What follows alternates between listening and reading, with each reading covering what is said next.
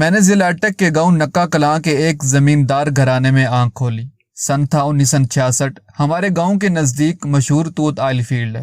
یہ فیلڈ 1960 کے اوائل میں دریافت ہوئی تھی، جبکہ اس فیلڈ سے کمرشل پروڈکشن کا آغاز 1967 میں ہوا۔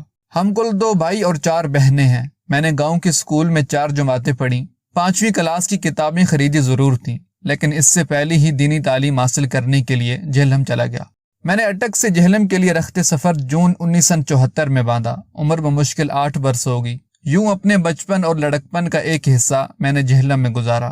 دریائے جہلم کے دائیں کنارے پر واقع اس شہر سے میری کئی ابتدائی یادیں وابستہ ہیں۔ جب میں اکیلا جہلم پہنچا تو اس وقت تحریک ختم نبوت صلی اللہ علیہ وسلم اپنے عروج پر تھی۔ جلسے جلوس اور پکڑ دکڑ ہو رہی تھی۔ جہلم میں ہمارے گاؤں کے استاد حافظ غلام محمد صاحب تھے۔ وہ مجھے مدرسہ جامعہ غوثیہ اشاعت العلوم عیدگاہ لے گئے۔ یہ مدرسہ قاضی غلام محمود صاحب کا تھا، جو پیر مہر علی شاہ علیہ الرحمہ کے مرید خاص تھے۔ وہ خطیب و امام تھے۔ ان کے بیٹے قاضی حبیب الرحمان مدرسے کے منتظم ہوا کرتے تھے۔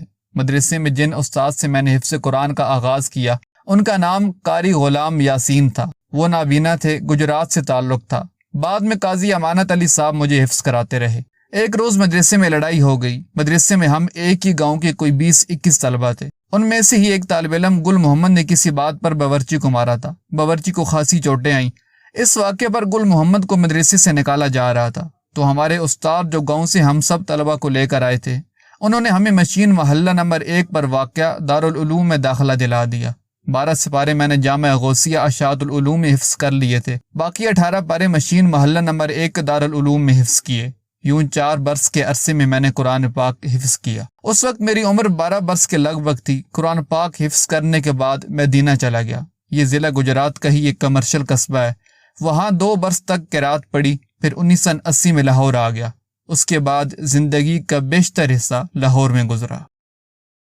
دوستو، اگر آپ کو ہماری یہ ویڈیو پسند آئی تو اس کو لائک، شیئر اور اس طرح کی مزید انفارمیٹیو ویڈیوز دیکھنے کے لیے ہمارا چینل سبسکرائب کر دیں۔